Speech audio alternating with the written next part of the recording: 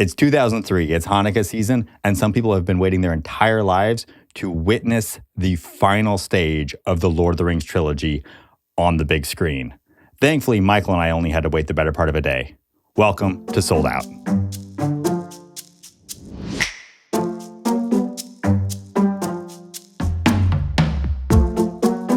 I'm Ian, your Sold Out host. I love spending all day at the movies, which is why I founded a podcast in which I get to pretend that I spend all day at the movies. We go and we see the biggest movies of all time. While we wait to see them, we check out what else is showing in theaters as well. I am here with the only person that I'd spend all day at the theaters with, my co-host, Michael Smith. Hey, Ian. Hey, everybody. I am Michael Smith. I have been a cinephile since I was too young to know what that word meant. I've always loved movies. I went to film school, worked as a film critic, and now I get to pretend to spend all day at the movies with you, Ian, and it is a great time. There's nothing more fun than to pretend to do this. All right, sellouts. I won the poll last week, but it was a squeaker. In fact, I think it ended up being a tie when the poll officially closed. But yeah, we cut it off and then a late vote came in. Yeah, but as a result of me winning the poll, that means I got to pick the year we traveled to, which is why we're in 2003, and I'm punishing Michael Smith with a Lord of the Rings movie. It was going to happen whether I did it or not. I mean, it's on the list. They made a buttload of money, so we were going to have to encounter these movies at some point. Yep. But I chose Sergio Leone's Once Upon a Time in America, barely beat out your Gremlins. We agreed that both movies were not our favorites. They were flawed. Yeah, they did not quite reach the heights of Ghostbusters. But because I won, I got to pick this year, and I got first pick. But before I reveal my pick, Michael, what else was playing this weekend? What were our options?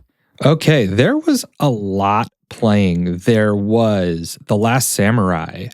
Julia Roberts was in Mona Lisa Smile. We had Something's Gotta Give. We had Stuck on You, which was a Farrelly Brothers comedy where Matt Damon plays conjoined twins. I saw that one. I did too. We have The Cooler. We have Bad Santa, which I actually like. I sort of liked it. I don't like people shitting on Christmas. I love Christmas. I love Christmas. There's the Eddie Murphy, The Haunted Mansion. Have you seen that one? I have. I've also seen the newer Haunted Mansion. I like the new which one. I really like. I think it got panned unfairly. I did not go see it because of all the bad reviews, and then I watched it when it was streaming on Disney Plus. And you know what? Good movie. It's a super fun movie, and I love that it's spooky season. Rosie and I already were like, yeah, we're watching this month because I don't know where Lakeith Stanfield has been this year. I love Lakeith Stanfield. He's always good. Always good. Always really good. Yeah, the newer Haunted Mansion movie, it's what I really like about it is it really works as a genuine, like, spooky, scary movie. I know, it's a banger. But like older kids can handle it, right? I have a 10-year-old, and like as an introductory horror where it's like scary enough, and then the plot moves. The setting in New Orleans is a character unto itself. It's a really good movie. And it's not just serviceable. Cast. Yeah, and it's a great cast. Anyway, so I haven't seen the original one, but I'm thinking about checking it out. Don't. So, I mean, I like watching movies. Whatever. What'd you end up choosing this week? I chose The Cooler. Why'd you choose The Cooler? That one did not jump out to me. So I chose The Cooler for kind of one main reason, a couple reasons. One is, last time when we were talking about Once Upon a Time in America, I said, like, I don't really like gangster movies. And I don't love them. It's not a genre that I like run to, but I tend to enjoy sort of seedy underworld kind of like settings where you're spending time with people that you would never spend time with in an environment you would never spend time in. Okay. Like, I love Snatch for that reason. Yeah. Like that's a great example. Like, yes, there are gangsters in it, but it's not a traditional gangster movie. Yeah. It's just a seedy person underbelly of London movie. Yeah. And then the bigger reason is that I always forget that there was a period of time where Alec Baldwin was like a serious actor. I think his off-screen persona and life has really taken over. And it's like, oh yeah, but this dude's like an Academy Award nominee. this is the movie he was nominated for, and I was curious to see it. I know we're going to talk more about this movie, but I cannot help but wonder if this is the movie that changed his voice. Maybe. Because I've always wondered when he went from Beetlejuice Alec Baldwin to 30 Rock Alec Baldwin. Right. Because that voice, it came and it never left, and it kind of shows up in this one. It does. And what's funny is 30 Rock Alec Baldwin and the cooler Alec Baldwin aren't that, like, there's a line there. There is a path there. There is. Because I can never figure out Beetlejuice Alec Baldwin. That one I couldn't get there. And so, all right. So that's why I picked it. It was really, I wanted to see, the movie that got Baldwin nominated. I mean, that's fair. And it's a little indie movie that's coming out when, like, the biggest movie that everybody knows they should not release a movie this weekend because the last two Lord of the Rings have already dominated and there's no way this one isn't going to. This is the rare instance where you have a guaranteed sold out movie. Yeah. I mean, the Lord of the Rings, it's the conclusion of a trilogy that has been a long time coming. The first movies were massive phenomena. So good time to drop a weird little grungy, seedy indie movie. Yeah, so I'm here for it. This was the week where it went from like a very, very limited release to kind of a semi-wider release. Where it might have been in like theater number 16. Have been a chance to see it not at an art house. Yeah. So. All right. That's why I picked it. Lovely. What did you go with? Oh, I cannot pass up a Nancy Meyer joint. We both really like romantic comedies and love rom-com, love Jack, love Diane. I was totally going with Something's Gotta Give. Never seen it before. Kind of always wanted to. Mm-hmm. And so it's like every reason for me to pick it, which is the love of rom-coms. Jack Nicholson is just like, I miss him. He was like one of those actors who I think like Leo's kind of taken over this spot in some ways where he didn't always make the biggest box office hits, but you knew he was always going to make something good. I've told you this. I love Titanic now, but when it came out, I really wasn't that in love with it. But his movie, As Good as It Gets, I went and saw that like 3 times in theaters. I loved that movie. I also had a crush on Helen Hunt. But notwithstanding, I really loved that movie. And so this to me was almost like maybe a little follow-up to As Good as It Gets.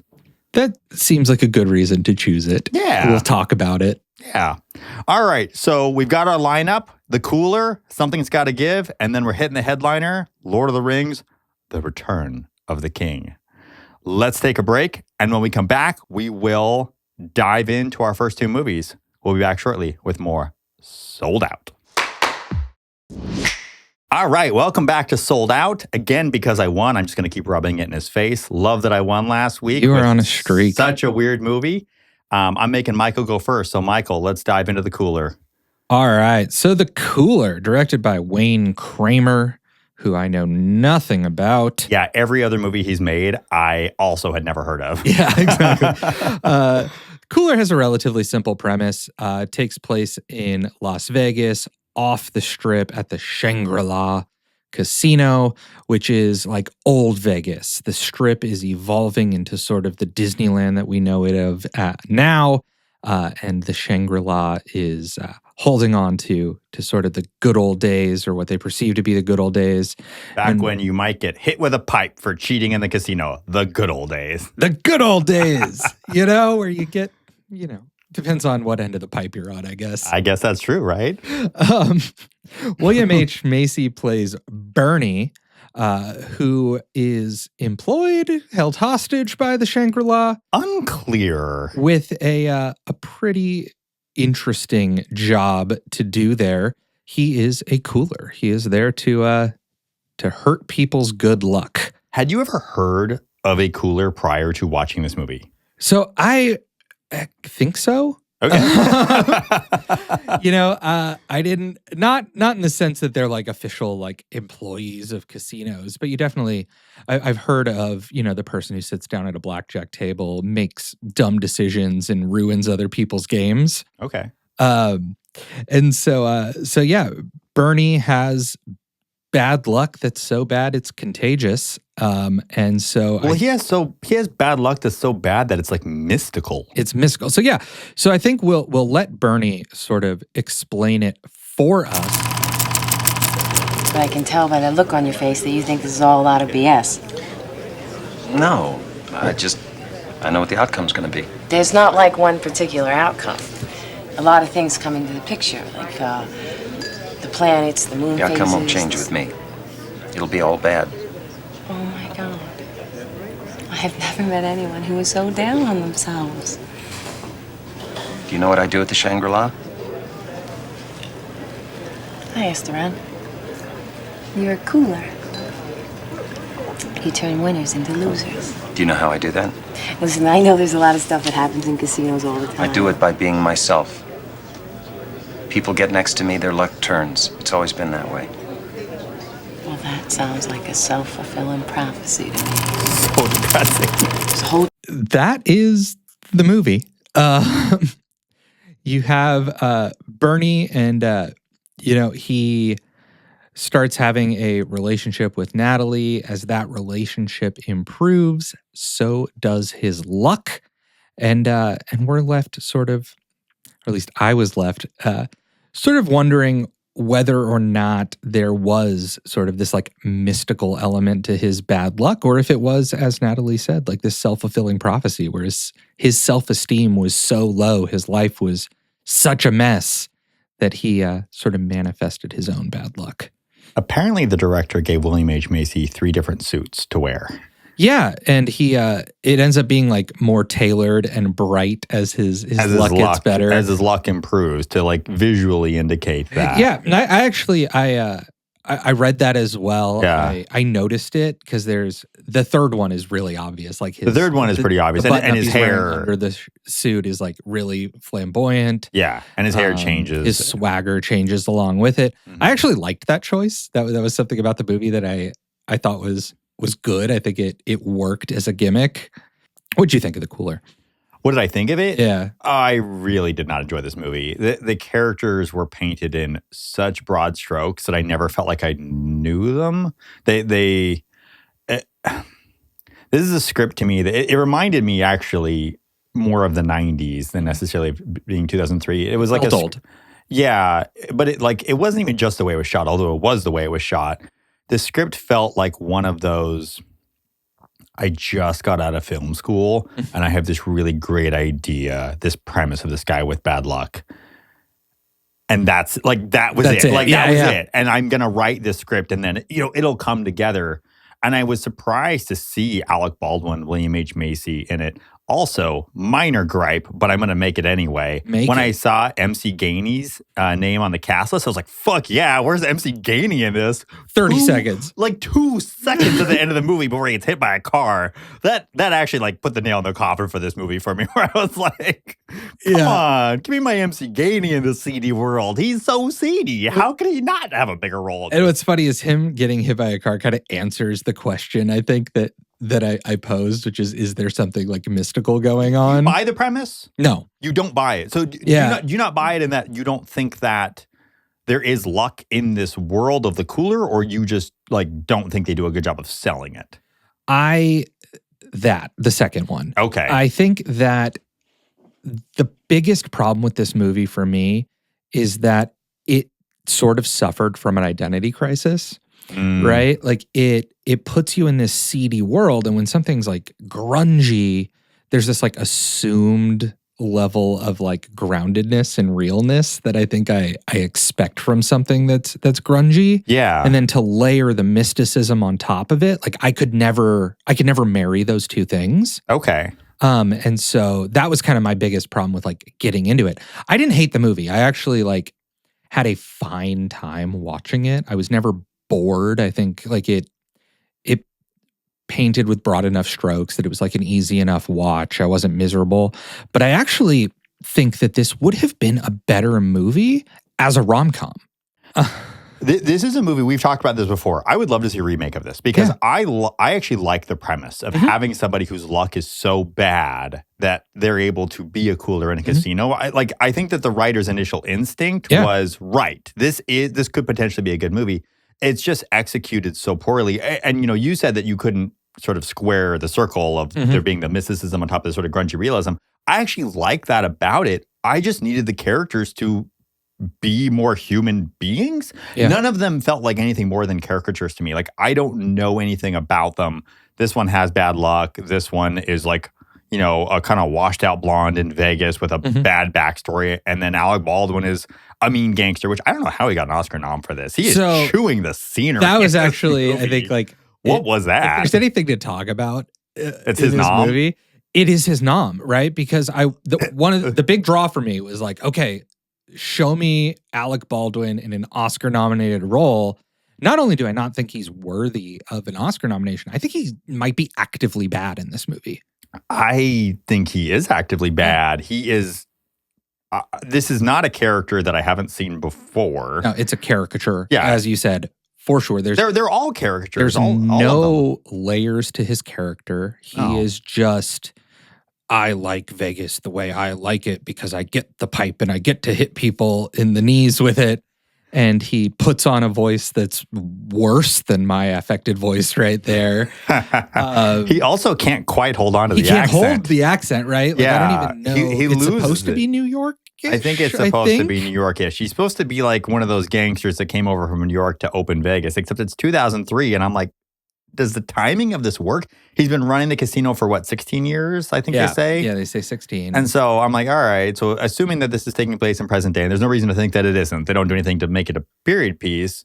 So he came over in 80s. No, I looked to see if it was. I was like, does this take place further back than 2003? Because aesthetically, it's kind of bad. And so it felt, I couldn't get anything that told me that. Yeah, and this is William H. Macy, I think, kind of at his worst. Too. Like, he's not the charming loser that we're used to seeing. Like, Bernie, he's not fun to be around. And then you have to buy that Natalie's falling in love with him. Right. When he's so unpleasant. And Maria Bello, as Natalie, actually, I think is the only one who's any good in the movie. I like her in it. I like her in it. I think she's giving of the three that we've discussed, she's giving the best performance. Yeah, yes. And I think like I most believable get why she has a magnetism to her, right? Like, because she does have like this like natural charm and attractiveness. And she actually feels very real. As much as her character isn't written that way, I think that she brings a level of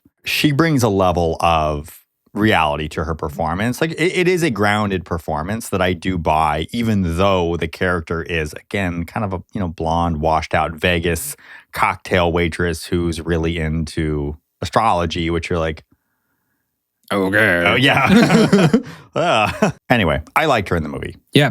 And I like that she is a bit dressed down, right? Like in their like intimate scenes, like she's not totally glamorous. There's a vulnerability to her.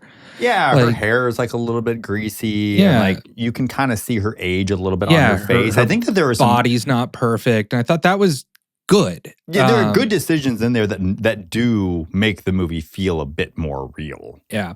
But I stand by. I think like this would have worked better as a rom-com if you put it in a different setting.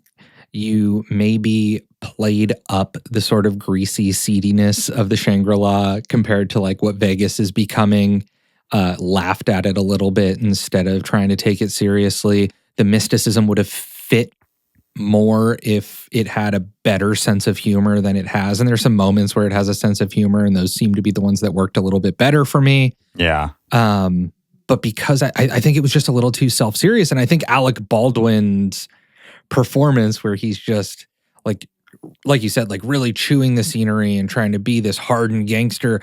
Too serious. It really didn't work for me at all. No, he and William H. Macy are both being way too serious. And that could be direction as well, but they are being infinitely too serious for such a bizarre It would have been better if it was sillier. Yeah. And the last thing is there are just some things in this movie that were unfathomable to me why they made the decisions that they made. And I'll start with the editing.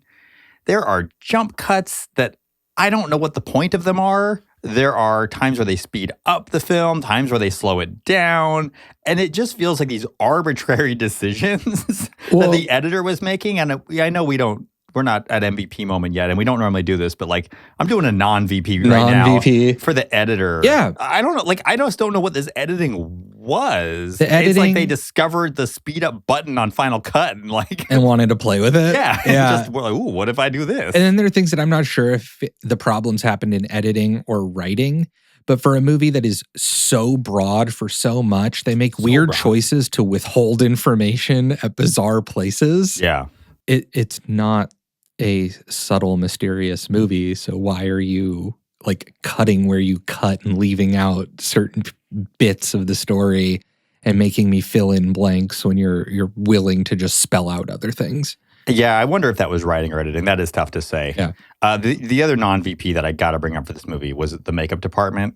I know that it's a low-budget movie. I don't expect that much of it, but make decisions like it's a low-budget movie. There are two moments that just absolutely killed me. I'll start with the small one. I'll go to the big one. The scene when Bernie is sitting there, William H. Macy's character with Alec Baldwin's character, whose name is now eluding me. Shelley. Shelley, of course. How could I forget? Sheldon Shelley Caplow. Yeah. William H. Macy is like... How did you forget? His foundation is like on his lip in like a close-up shot on his face. And I'm just like, what is going on? How did you miss this? They'd have been better off kind of doing like the no makeup kind of look. They would have been far better off doing something like that, lighting it a little bit differently. Look bad because you want it to be this grungy thing. Let people look grungy. Yeah, like let it look like an indie film. Mm-hmm. It's like it's an indie film that's trying to not look like an indie film. Yeah. But then the worst one, and this is the egregious one, is when Shelley hits Natalie and knocks her into the mirror. The blood makeup is appallingly bad. It's like high school like theater. Halloween costume. And it's such a stupid decision because as a director, you know that you're operating off. What did they have? Like $1 million, 1.5 or something for this movie? It's a really low budget. It was not. It was under $1 million? It was $4 million. $4 million? Yeah, and I don't know where it went. I don't know where that went. Okay. Well, maybe this criticism is just bad decision making. But when he hits her, give her a bruise, give her a cut on her cheek. He doesn't need to knock her into the mirror and have this terribly shredded face because it accomplishes the same task as far as like the movie and the narrative either way. And then you don't have to do this bloodied, shredded face makeup that they didn't have either the skill or the money to accomplish. And it just, like that whole scene, I had a really hard time being in it. Yeah, because it's very costumey. It's very costumey. It brought me back to my high school theater days, which I don't mind being aware of a movie having a low budget. But if I'm in high school theater mode, it's gone too far. It's a bit much. Yeah. So the cooler department for the cooler. Neither one of us loved it. I didn't hate it as much as you did. I thought it was. I was at the end of the day. I mean, I have quibbles. I was bored. I just was. It bored me. Not a hidden gem, but it was hidden. It was hidden. We found it, and we found it. Just because you find it doesn't mean it's a gem. Did you like Something's Got to Give More? I did like Something's Got to Give More, but. There were some high highs and there were some low lows. Yeah, this is another one that was inconsistent for sure. Yeah, so I wasn't really I didn't know anything about the movie. I remember when it came out, I remember thinking this is a great cast. Pretty much Jack Nicholson is like my jam. I love watching Jack Nicholson. I like some of his later movies. I mentioned to you off mic that As Good as It Gets is like. Oh, no, but I said on mic? I don't know. I said it to you. You said it. I said it. It was said that As Good as It Gets is like, well, it's actually one of my favorite movies from this era. It's a very rewatchable. It's very funny. I don't know how well it holds up. I haven't watched it in a while. But I really went into this with like kind of that expectation, knowing that it probably wouldn't be as good. And there are moments of this movie that I really, really like. I think Jack and Diane are both really, really good in this movie. And I enjoy watching them in this movie a lot. I love Amanda Peet. This was an era in which Amanda Peet was kind of in everything. I'm really curious what happened with her. There were so many women from early 2000s that have just kind of like vanished. And it makes me like sad. In fact, I was really excited to see Téa Leoni show up on Only Murders in the Building this week because she was one of those people who I really enjoyed. Another one who I really like, Téa Leoni, and I do seems too. Like she's never in anything. Yeah, and now she's in Only Murders, and she's great in it. But what I will say is, for Something's Got to Give, as much as there were big sections of it that I did not find entertaining, I actually kind of liked it. Okay, like. I had a good enough time in the first 45 minutes with the odd couple premise that gets set up between Diane Keaton and Jack Nicholson's characters, where he's in her house, even though the premise is like ludicrous, it's stupid. It's ludicrous and stupid, but I think that because it sets itself up as a little bit of a screwball comedy, it kind of brought me back a little bit to like Bringing Up Baby, Philadelphia Story, where you have these ludicrous setups where you're going to force two people who clearly will never get along into a small space. I'm willing to buy it, and I think it resting on its sort of Nancy Meyer rom-com laurels allows me to get over that hump. Yeah, I think I agree. The first part of it was my favorite. I really love the first part. The first 45 minutes where he's trapped in her house, from when he shows up to that, I was like, this is my favorite movie of the weekend, hands down. I was like, I'm loving this movie. The problem is that when they start falling for each other, like, I didn't fully buy that. Like, I liked them more when they were at odds with each other. I had more fun when they were at odds with each other. Well, this is always a problem with any rom-com, though, because isn't this kind of... It's kind of the formula. It's kind of the formula. It's also kind of generally the case, and I think maybe because we're male, but we like the part where they're not getting along, and we're not looking forward as much to when, like, things, the denouement, when they, like, ultimately get together, which, spoiler alert, they ultimately get together. Yeah, I mean, I don't disagree with that premise, but, like, I am, in a lot of ways, am kind of the hopeless romantic. Like, I like the romantic part of rom-coms. Oh, do you? Yeah. I always like all the conflict at the beginning, and with the exception of When Harry Met Sally, because that's a perfect movie.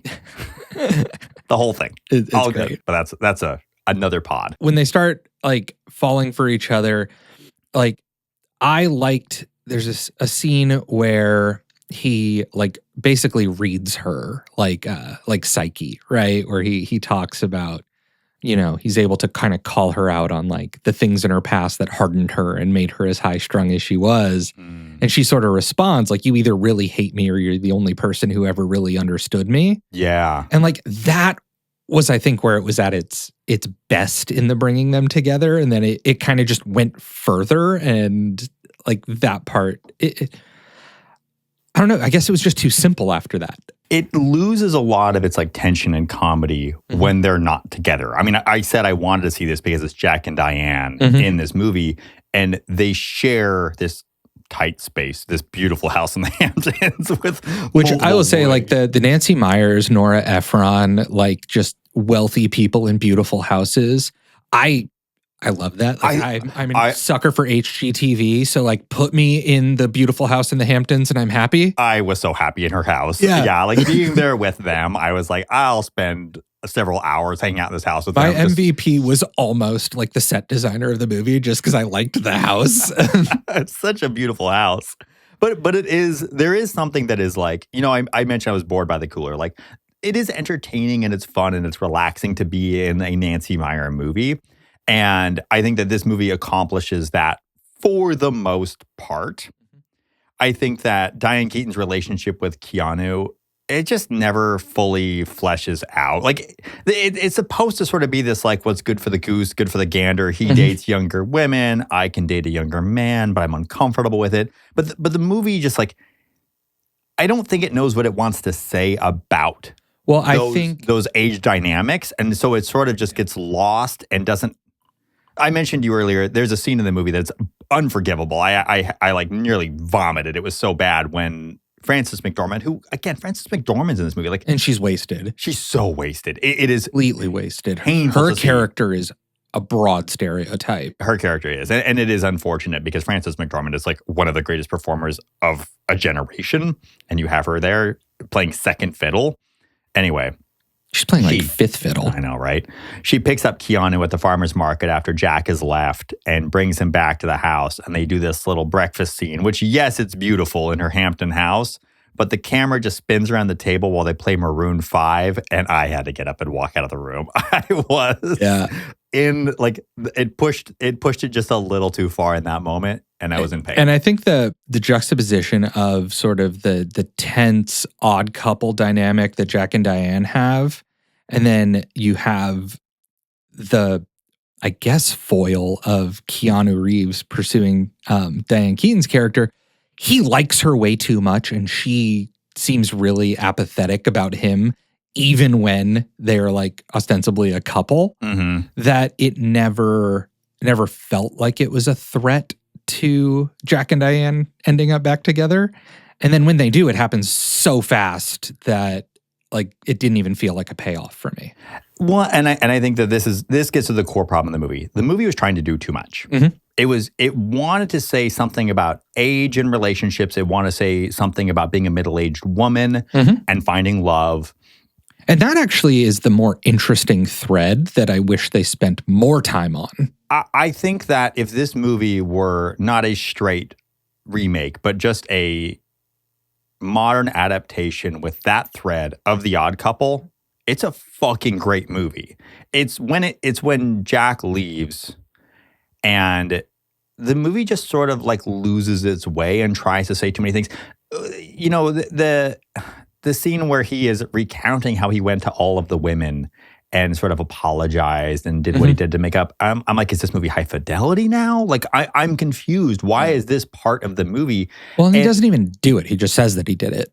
Right. Well, that's what I'm saying. It's a flashback, but it's a flashback to something that feels unimportant to the overarching themes of the movie. It's like, yeah, is it the right thing for him to do, for him to correct his behavior? But do we feel like we need for him to correct his behavior? Like, is that... No, what's interesting is that he is so retrograde and she is sort of the reluctant progressive. For him to then make that transformation in such an obvious sort of lazy way, I found it more annoying than endearing. Well, and then again, you know, part of the doing too much, he makes that transition because he keeps confusing heartbreak for a heart attack, which... Okay.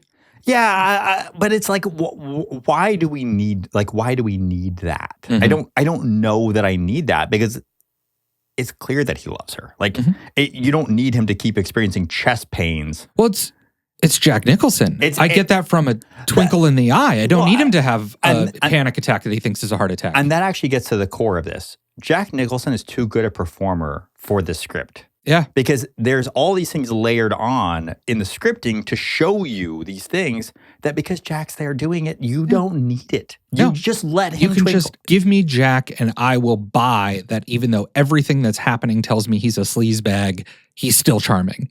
I know he's a sleazebag the whole movie, and he's still my favorite character. Yeah. And it doesn't change. Right. He's about to sleep with Amanda Peet, and I'm like, let's sleep with him.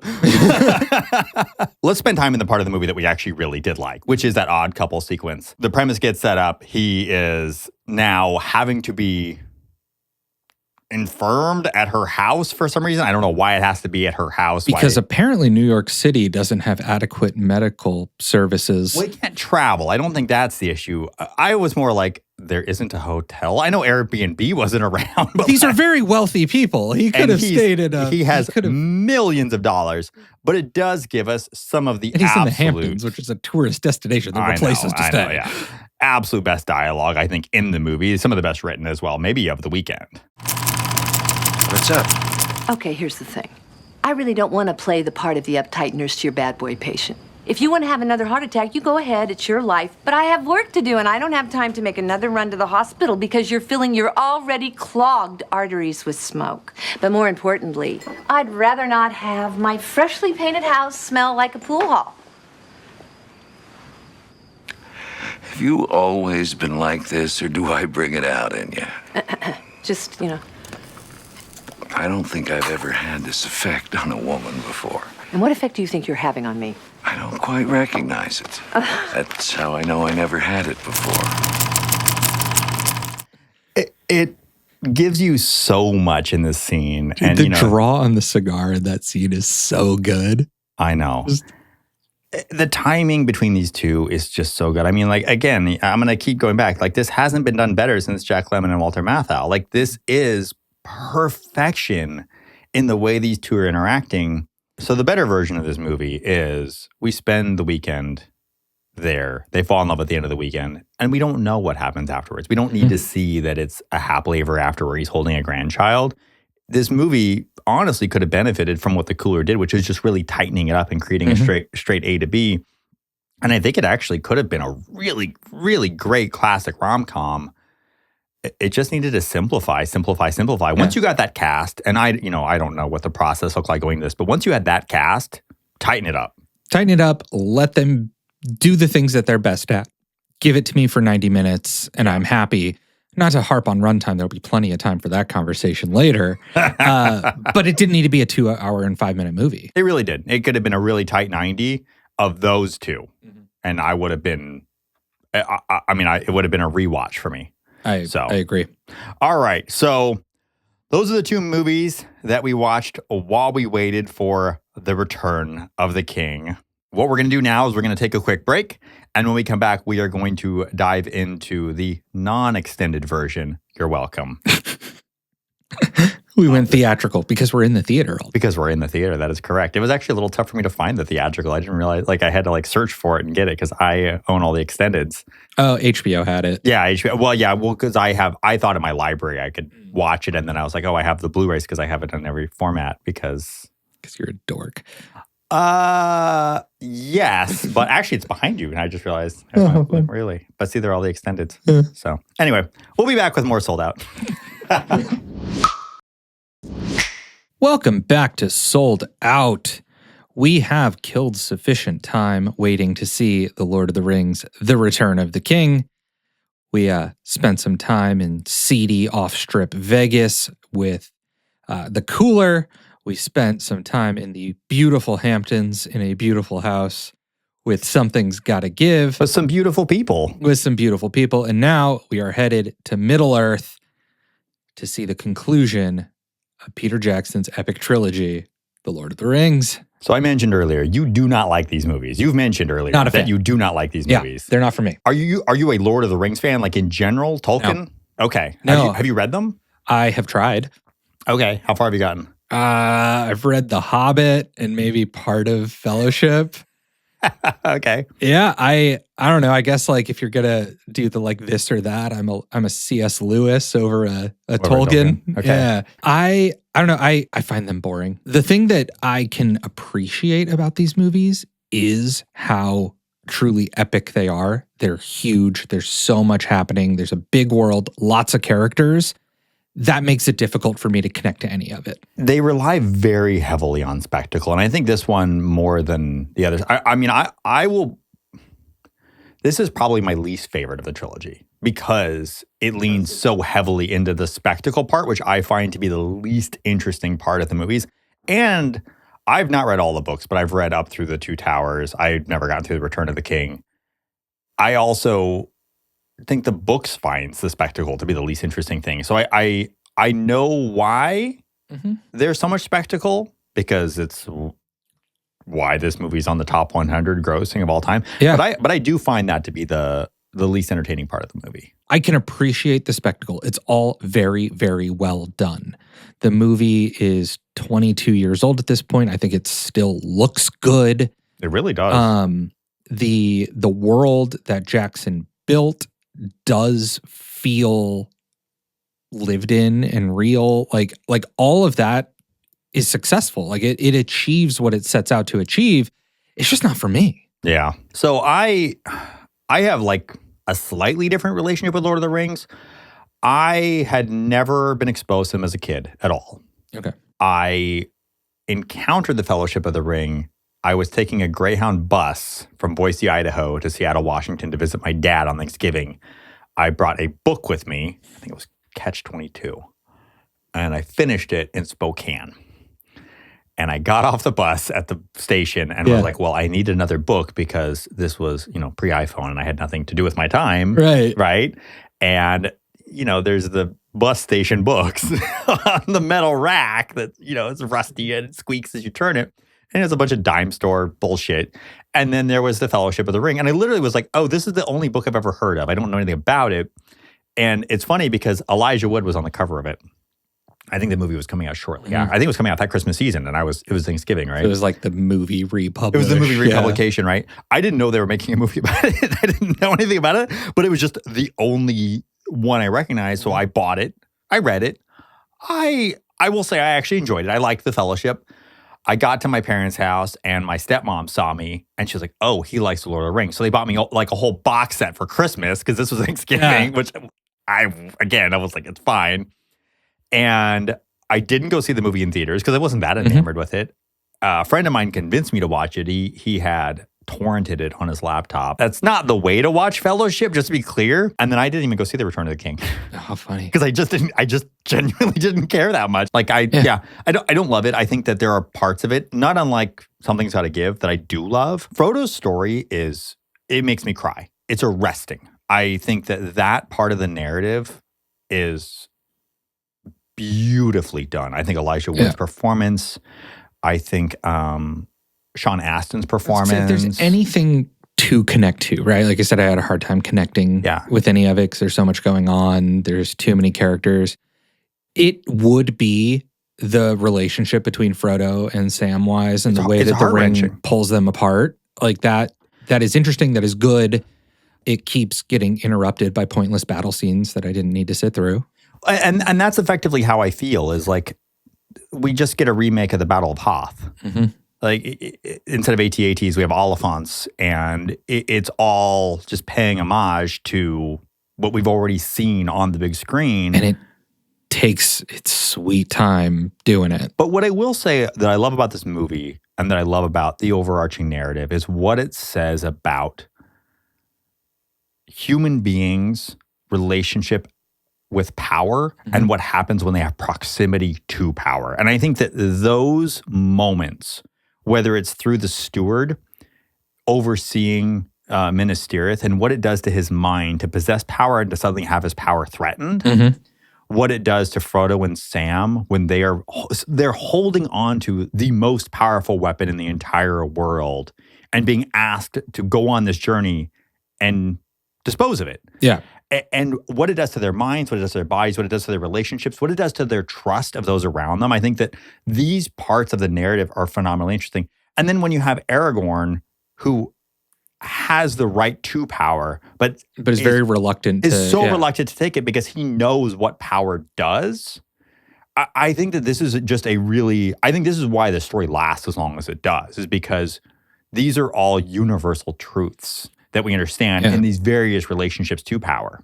Yeah, and I think like this is why it probably does work better as a book, because in books you get to dive into characters in that way, in a way that's difficult to do in a movie, especially a movie with, 5, 6 converging plots.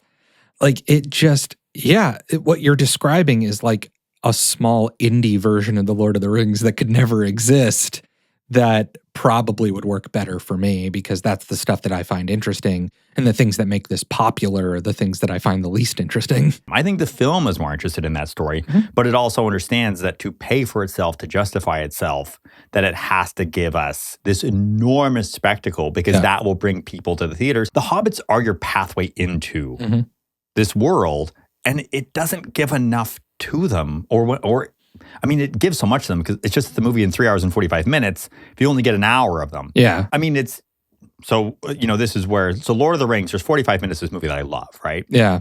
Something's got to give. There's about 45 minutes of the movie that I love. In terms of percentages, that means I like that movie more. Simply based on that. Because, the rest of The Lord of the Rings, Return of the King it is just spectacle. And once you see it once, and I don't know that it lives as well off the big screen. One of my biggest issues actually is Viggo Mortensen. Aragorn is a character that is rejecting power, but is the inheritor of power, right? He's at the end of a long line of people, and that by this mere fact of his name, he possesses power. What does that mean to the people of, Rohan? What does that mean to the people of Minas Tirith? Maybe something, maybe nothing. It's hard to know because you don't get a lot of a view from the sort of peasants and population of these worlds. But he's so stoic and he's so reserved in his performance. And I know that the character is like this in the books. I understand that. But, a book is different than a movie. Like, don't be too loyal to it. That he's not charming. So why do people, there's a scene where they talk about, I think Éowyn says, the men love you. You can't leave. They love you. They'll come for you, right? Why do they love him? Yeah. What is lovable about Aragorn? Aragorn is tight-lipped. He fights when he has to fight. He doesn't relish in leading at all. No. And not that you need to relish in it, but he actively avoids leading. But the thing that makes him noble takes away any dynamism that he would have as a leader. Yeah.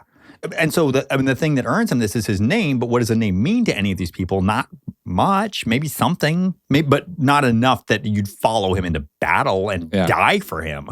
And I think because he doesn't bring a dynamism to the character and plays it too strictly close to the book, you wind up with arguably the most important character of the entire story, the return of the king. Yeah. I'm not that excited for the king to return, except that the steward's so bad. I'm like, well, he can't be worse.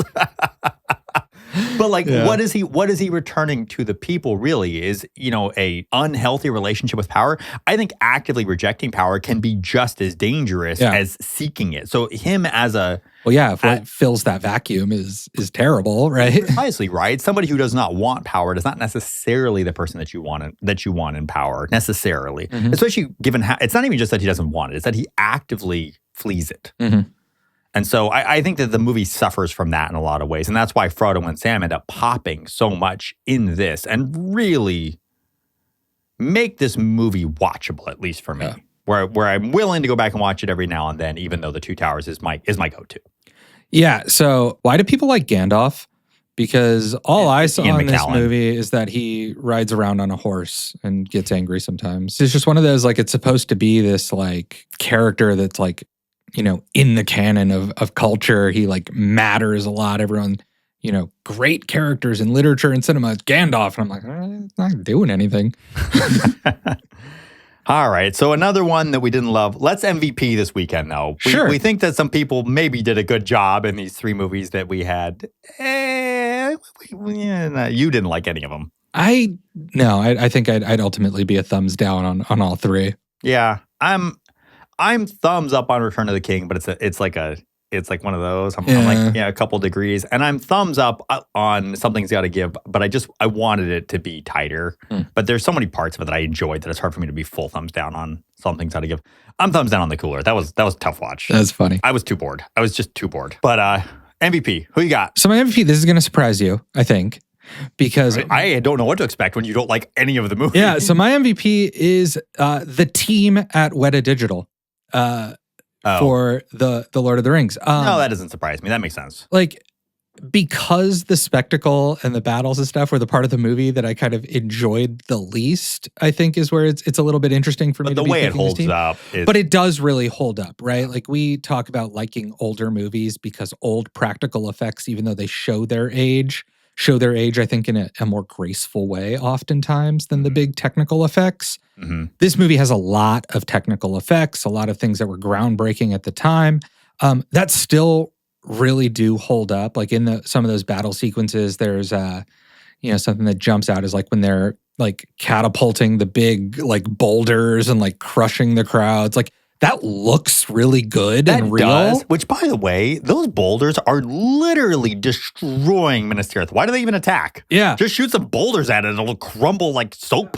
It's like it's made out of dove. Like Gollum and the motion capture that Andy Serkis does in that. Unbelievable. It still looks good. So yeah, like just from a pure craftsmanship and just like being at the height of being skilled at doing what you're doing, I think the team at Weta Digital was fantastic. I think that's fair, and that is adjacent to my MVP, which is Grant Major, the production designer on Return of the King. Because this movie brings you to a place that A, doesn't exist, but B, was shot so much on location. I mean, so much exclusively. Like, this movie is shot in the New Zealand hills, and you feel as though you're in another world. I think that when I ultimately decided that he was my MVP was when you're on the very tippy top of Minas Tirith with the steward, with everyone, there is a sense of altitude that he achieves, that you know that they are not that high up on a rock face, but the way it's designed, what you see in the background, everything about it is so intentional that he manages to weave a very designed world into a very natural world around, in which every single scene you are in that place. And it's also the diversity of the top of Minas Tirith to the top of Mordor when you're there with Frodo and Sam. And these are all designed spaces that they had to act in and occupy that had to feel extraordinarily real. And it's no wonder that he won an Oscar for his work on this. It was set decoration. I don't think they called it production design at the time, but it is just, and I know I always go production design, I'm aware. Yeah. And I know you're thinking it. You but do. I know I do. But it really, it is a place that feels, again, to your point, it feels very real. It feels very lived in. I can absolutely appreciate the accomplishment that is on screen. It's very Ben-Hur-y. Yeah. It's a I big, agree. giant accomplishment that I don't really like watching that much. Mhm. Yeah. Yeah, Ben-Hur's another one that I'm in awe. I get why it's essential viewing, like for a cinephile, but yeah, it doesn't. And I think it's tied for most Oscars. Is it with Ben-Hur or Titanic? I forget. They all have a shit. They all have a shit ton. Yeah, it's definitely double digit either way. And this movie but, also, I think it's worth noting, it did break the genre barrier at the Oscars. It did. Which is very important. And maybe we needed this movie in order to live in a world now where Everything Everywhere All at Once has won an Oscar. Anytime the Oscars sort of are less pretentious, I'm happy. Yeah. And yeah, you're probably right that this did something to allow for that. I mean, it was the first genre film to win Best Picture. Yeah. You needed something this big to do it, then cool. Kudos. Yeah. Right? Congrats. All right. So I think we have tipped our hands as we often do. What was your movie of the weekend? So my movie of the weekend, it's a soft movie of the weekend. But it actually is the one that I enjoyed watching the most was The Cooler. Lord of the Rings deserved to win the weekend, right? Like, but who cares? We're not worried about that. What do we think? What do we think won for us? It's The Cooler because if for no other reason, if it wasn't going to deliver, at least it didn't waste my time not delivering. So it wins for its runtime. I'm going to go with Something's Gotta Give, as we both picked our own movies. Yeah. And again, it did waste some of my time, but the time that it gave me with two of my favorite performers. The highs of Something's Gotta Give are the highest highs of the weekend. I'm going to go Sam and Frodo for that, but the problem is they represent too small a percentage of the overall. I had more fun watching Something's Gotta Give. I didn't have to get up and walk out of the room and take a lap and come back and finish it. So, as always, we'll throw it to the viewers, listeners, however you're being exposed to this content. I don't know how you all watch or listen to this. Yeah, I will say, even though I don't think I'm making a great case for The Cooler, please vote for The Cooler. I think Ian is deliberately punishing me and sorting these movies by runtime when he picks them. They're all long, dude. We complain about runtimes, but look at this top 100. What do you think the average runtime is on this list? It's probably like 2 hours and 40 minutes. Yeah. It's clear that people want to go see longer movies, which you say you can't make enough money because you can't get enough showings at a theater. They do. They find a way. I know. But yes, go onto our Instagram. There will be a poll asking you to vote. Who picked the better movie? Was it me with The Cooler? Was it Ian with Something's Gotta Give? Vote by Thursday evening when we cut off those votes so that we can get watching. In the meantime, follow us on Instagram if you're not already there. We are at soldout_pod there and on the other socials, though that is where the activity actually happens. I am at Michael_upleft. And Ian, where can they find you? I'm at Ian_upleft. And then, of course, we post our content as well to upleftmedia.com. We have a little blog going on there. You can see a little bit of behind the scenes content there as well. And then some of the other shows that we produce. Yes, you can definitely spend some time there. It is spooky season, and Rosie Page is having some fun over at Nailed It Novels. I'm actually glad you bring up that it's spooky season. So we didn't discuss this in advance, but I'm going to say I think our next movie needs to be pulled from the top 100, maybe top 10 grossing spooky movies of all time. I love that idea because that episode will be rolling out right before Halloween, and there's nothing I would rather do than have some spooky fun. So depending on who you vote for, they get to pick the spooky movie. And I will say horror is my favorite genre. Horror might be my favorite genre. I don't know. It's hard to pick a favorite genre. It's up there.